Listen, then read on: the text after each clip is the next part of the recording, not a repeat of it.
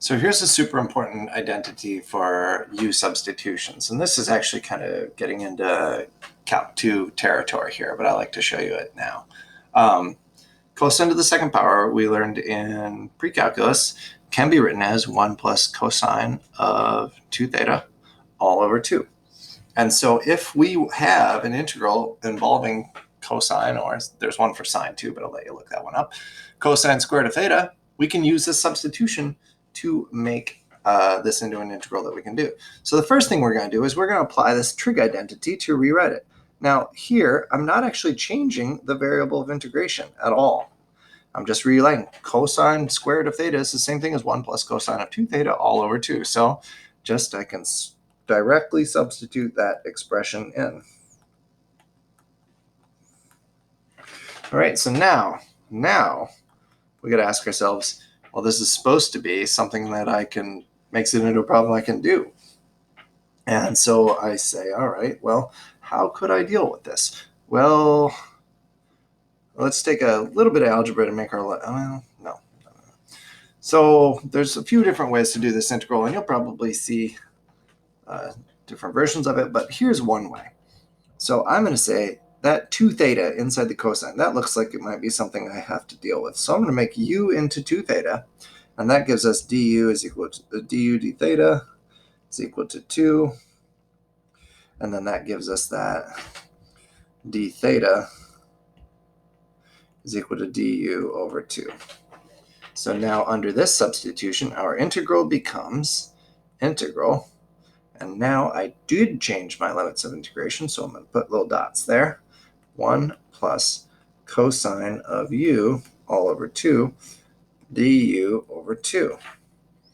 And so now, using a little bit of algebra, I'm going to factor those out and multiply them together to get 1/4, and rewrite this integral as 1/4, pull my constant through, 1 plus cosine of u du. Don't drop your dots so that you remember this thing is a definite integral. Now we can integrate this. So our first term has 1/4. What has the derivative of 1? Well, just u has the derivative of 1. And now our second term is cosine of theta. So what has derivative of cosine of theta? Well, sine of theta does, plus sine of u. And then definite integral, so remember our evaluation bar. Now we need to reverse our substitution. Okay, so this was 1/4 times u. U is twice theta, plus sine of twice theta. Now we're back into terms of theta, so we can use our original limits of integration, theta equals 0 and theta equals pi over 2, to evaluate this thing. And so here we go. We have, and just before I evaluate it, I'm going to go ahead and rewrite this as 1/2 theta, or theta over 2. I'll just leave it as 1/2 theta there. Okay, so evaluating this thing, we have for theta equals pi over 2, 1/2 times pi over 2 plus sine of 2 times pi over 2. Now for theta equals 0, we have 1/2 times 0 plus sine of 2 times 0. All right, so this gives us 0. That gives us 0. So that whole expression is just nothing big. And we just have to figure out what this is. So this is pi over 4 plus the 2's reduce away, and sine of pi is 0. So we have pi over 4 plus 0. So our final answer is pi over 4.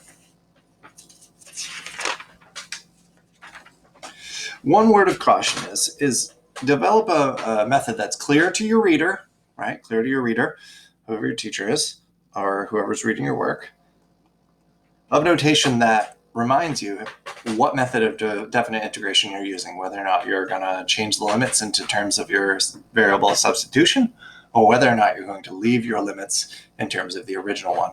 And do not evaluate the resulting integral in terms of the wrong limits of integration. In other words, don't use pi over 2 and 0 for this expression, because pi over 2 and 0 are theta and not u.